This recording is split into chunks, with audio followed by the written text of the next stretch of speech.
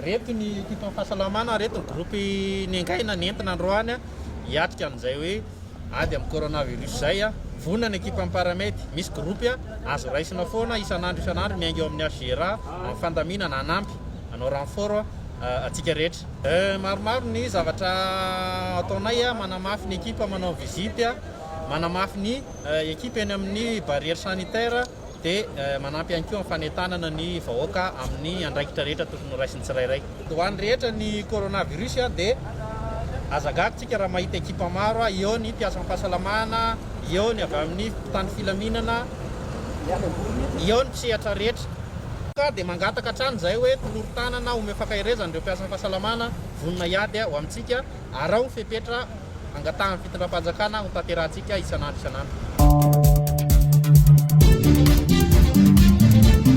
Ny mpiasa fahasalamana aloha zao dia tena vonona tanteraka mihitsy hiatrika ny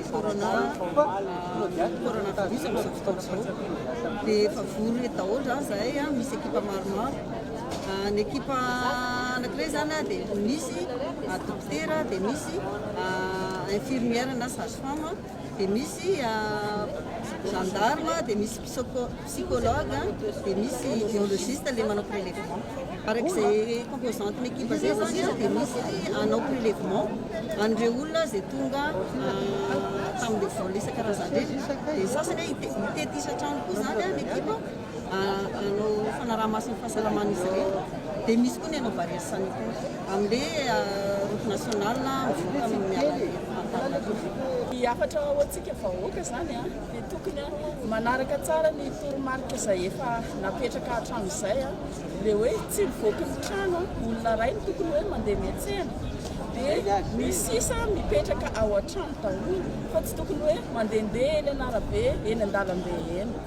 Dia ajaina tsara ny toromarika hoe mila manasa tanana matetika amin'ny rano madio sy savony. Raha misy ny gel même zany ao an-trano dia afaka mampiasa ihany. Entanina ny ankizy madinika tsy hivoaka ny trano zany hoe andeha hilalao any an-kafa any fa ao an-trano ihany. Dia ny fanasana tanana amin'ny savony amin'ny rano sy savony zany dia atao matetika ihany. Hoantsika mpiasa amin'ny fahasalamana alohan'ny mampiasa amin'ny fahasalamana antsika dia olom-pirenena feno isika eo anivon'ny fiarahamonina. Ary andraikitra atsika no miaro ny tanindrazantsika, andraikitra atsika miaro ny ankohonantsika, andraikitra atsika miaro ny sehatry ny fahasalamana amin'ity coronavirus ity. Koa raisy ny andraikitra tompoko.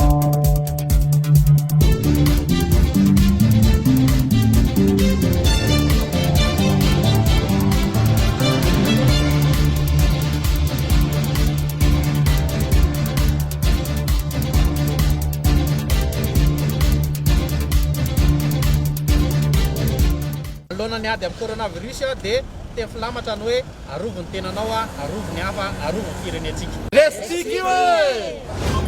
Efa nomeny tanana isika ho lavitry ny coronavirus Madagasikara.